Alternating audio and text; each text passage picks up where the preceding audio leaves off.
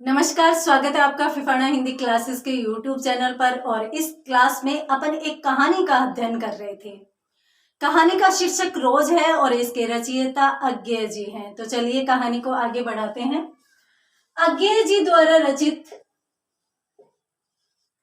अपन कहानी पढ़ रहे थे रोज। और पिछली क्लास में अपनों ने देखा कि ये रोज वही कहानी है जो गैंग्रीन के नाम से प्रकाशित हुई थी और प्रसिद्ध भी हुई थी। इस कहानी में अपनों ने पिछले क्लास में देखा कि अज्ञेय जी स्वयं इस कहानी में पात्र के रूप में हैं और वो मालती के घर पर आते हैं जो इनकी दूर की बहन थी। वो मालती के घर पर है। मालती पिछली क्लास में अपनों ने देखा कि अपने बच्चे के रोने की आवाज को सुन करके कमरे में चली जाती है। कमरे में जाकर के वो अपने बच्चे को साथ लेकर के और बाहर आ जाती है। अज्ञेय जी जहां बैठे थे उससे कुछ दूरी पर जाकर नीचे दरी बिछाकर वो बैठ जाती है और ऐसे लगता है जैसे वह पहले बच्चे की तरफ देखती है और बच्चे की तरफ देख करके और वह जैसे कहीं शून्य में देखने लग जाती है। बाहर की तरफ वह देखने लग जाती है। वो बाहर की तरफ देख रही है परंतु कुछ बोल नहीं रही है। अब अज्ञेय जी को ये महसूस होता है कि सुनसान हो चुकी है, यानी कोई बोल ही नहीं रहा है। अज्ञेय जी थोड़ी सी प्रतीक्षा करते हैं मालती के बोलने की कि मालती कुछ पूछेगी, कुछ बोलेगी। इतना तो जरूर पूछेगी कि मैं यहाँ पर किस लिए आया हूँ, क्यों आया हूँ, कैसे आया हूँ। परंतु मालती की तरफ से कोई सवाल नहीं आता। तो थोड़ी देर के बाद अज्ञेय जी स्वयं ही मालती की तरफ देखते हैं। किसी भी प्रश्न की शुरुआत न देखते हुए वो दूसरी तरफ मुंह करके और बोलते हैं कि ऐसे लगता है जैसे मेरा यहाँ आना तुम्हें अच्छा नहीं लगा। मेरा यहाँ आना तुम्हें अच्छा नहीं लगा। अब जैसे ही अज्ञेय जी ये बात बोलते हैं तो मालती बोलती है अब ये हूं प्रश्न पूछने के लिए नहीं था, ये हूं प्रश्न सूचक था। प्रश्न सूचक इस प्रकार से था जैसे वो ऐसे कह रही है कि ऐसा क्यों पूछ रहे हो, ऐसा तो कुछ भी नहीं है। तो ये एक प्रश्न सूचक हूं था। तो मैंने भी न तो दोबारा कहने की कोशिश की। अज्ञेय जी कहते हैं कि दोबारा प्रश्न को दोहराने की कोशिश की नहीं। क्यों? क्योंकि ऐसा तो इसमें भाव था ही नहीं कि वो उसने सुना नहीं या उसने समझा नहीं। ये तो प्रश्न सूचक था कि भाई ऐसा क्यों कहा। तो इसलिए मैंने उसका कोई जवाब नहीं दिया, मैं भी चुपचाप बैठा रहा। थोड़ी देर बाद अज्ञेय कहते हैं कि मुझे एहसास होता है कि मालती एकटक मुझे देख रही थी। दूसरे ही पल मैंने उसकी तरफ देखा तो उसने मुंह फेर लिया। उसके बाद अज्ञेय जी पूछते हैं कि भाई वे कहाँ है। हालांकि ये बात ये घुसते ही पूछते हैं वे कहाँ है। अब वे का मतलब अज्ञेय जी से मालती के पति से था। तो मालती कहती है कि वे तो सरकारी डिस्पेंसरी गए हुए हैं, यानी हॉस्पिटल गए हुए हैं। हॉस्पिटल गए हुए हैं तो कहती है कि कब आएंगे। अज्ञेय जी पूछते हैं कब आएंगे। ये 2-2:30 बजे आ जाएंगे। 2-2:30 बजे आ जाएंगे। अच्छा, तो जाते कब है? सुबह उठते ही चले जाते हैं। सुबह उठते ही मतलब 7 बजे के लगभग चले जाते हैं और फिर 2-2:30 बजे आ जाते हैं। इस प्रकार से बात होती है और बाद में मालती पूछती है कि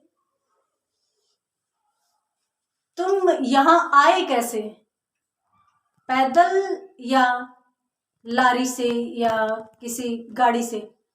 तो जैसे ही ये सवाल आता है तो अज्ञेय जी कहते हैं कि अब याद आया तुम्हें।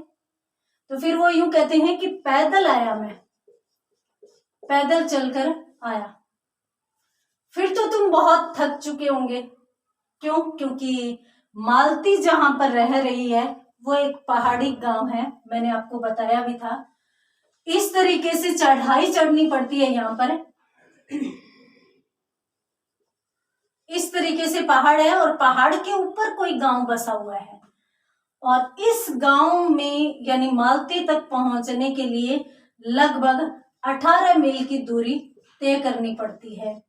और पहाड़ी इलाके के पहाड़ी गांव के कुछ नुकसान भी है, कुछ तकलीफें भी पहाड़ी गांव के लोगों को सहन करनी पड़ती हैं। जैसे यहाँ पर कोई सब्जी वगैरह नहीं होती, सब्जियां जो भी आती है, राशन जो भी होता है, तो कोई भी नीचे जाता है यहाँ पर तो वहां से मंगवाई जाती है। और सामान्यतः नीचे से कोई सामान लाना होता है तो सामान्य व्यक्ति तो नीचे से सामान उठाकर ऊपर जा ही नहीं सकता।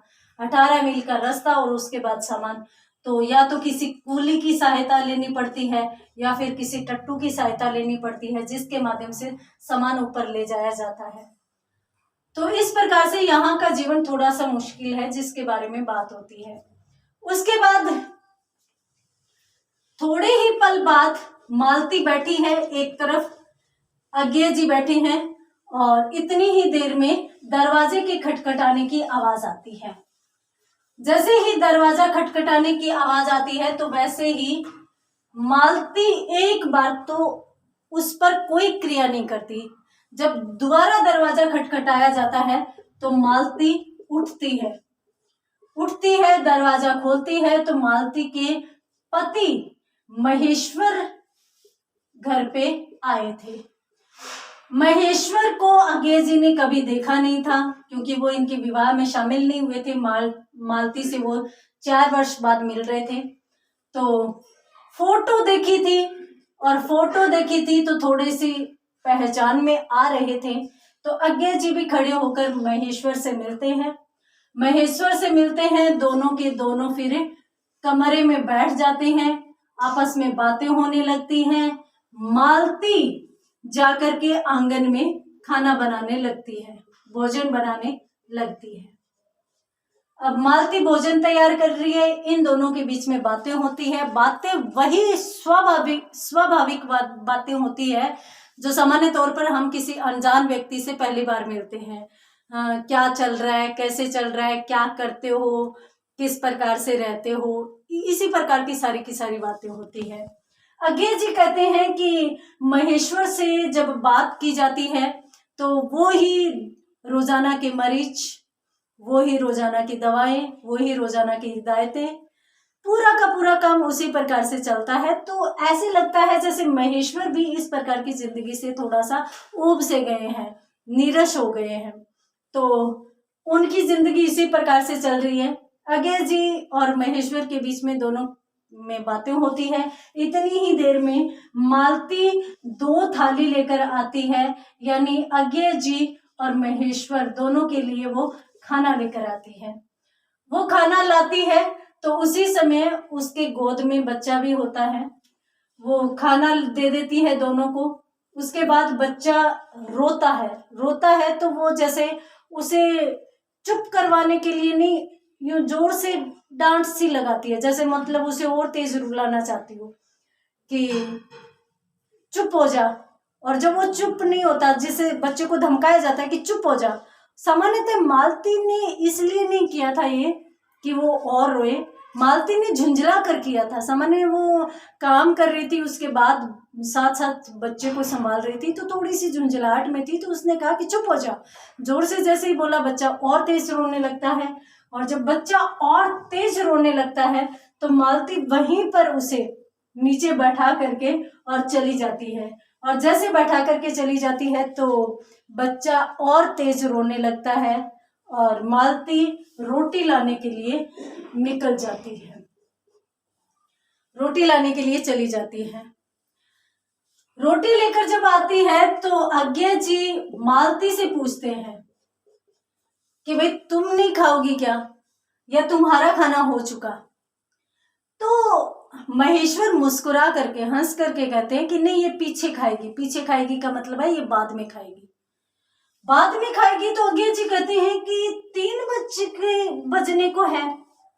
तो मालती कहती है कि क्या हुआ, मेरा तो ये रोज का है। और यहाँ पर रोज की कहानी शुरू हो जाती है। और इसीलिए लेखक ने बाद में इस कहानी को रोज नाम से प्रकाशित करवाया था और वर्तमान में ये रोज नाम से कहानी मिलती है। गैंग्रीन कह दो चाहे रोज कह दो। अब यहाँ पर रोज शीर्षक आ जाता है। मालती कहती है कि मेरा रोज का काम है, मेरा खाना 3 बजे ही होता है। क्यों होता है? क्योंकि डॉक्टर साहब आते हैं 2-2:30 बजे, उसके बाद डॉक्टर का खाना होता है, बीच बीच में बच्चे को भी संभालना होता है, 3 बज जाते हैं। तो मालती कहती है कि रोज का है। आज्ञा जी थोड़ा सा जैसे ही मालती बोलती है तो अंदर तक हिल जाते हैं और वो यूं सोचते हैं कि क्या पुरुष के खाने से पहले महिला खाना खा नहीं सकती? ये क्या नियम है? और अगर डॉक्टर साहब 2-2:30 बजे आते हैं तो क्या वो 3 बजे तक भूखी रहेगी? और क्या उनका खाना होने के बाद ही उसका खाना होगा, जिसमें बहुत ज्यादा टाइम लग जाएगा? 3 बजे तक क्या वही मालती है ये चंचल नटखट? ये मालती ऐसे कैसे बदल सकती है? तो इस तरीके से आज्ञा जी वहां पर सोच विचार करने लग जाते हैं, साथ साथ भोजन करते हैं। उसी समय महेश्वर भी बताते हैं कि सामान्य तौर पर इनकी ड्यूटी 7 से 2 बजे तक या 2-2:30 बजे तक रहती है। 2 बजे तक मान लो या 2-2:30 बजे तक रहती है। उसके बाद दोपहर भर आराम रहता है। शाम को 1-2 घंटे के लिए ये हॉस्पिटल में मरीजों को संभालने के लिए, हिदायतें देने के लिए जाते हैं। परंतु आज डॉक्टर को दिन में जल्दी जाना है। क्यों जाना है?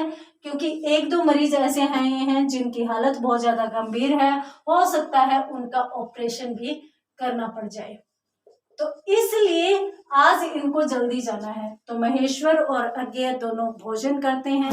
इधर मालती इनको भोजन करवाती है, बीच बीच में अपने बच्चे टिटी को भी संभालती रहती है। तो इस प्रकार से रोज कहानी का शीर्षक क्यों दिया गया है? ये दैनिक दिनचर्या के लिए दिया गया है, यहाँ पर अपने को समझ में आ जाता है। परंतु फिर भी ये रोज शीर्षक क्यों इतना महत्वपूर्ण हो गया? रोज के बारे में या दैनिक दिनचर्या के बारे में आगे लेखक किस प्रकार से वर्णन करेगा, ये तो अपने को अगली क्लास में ही पता चलेगा।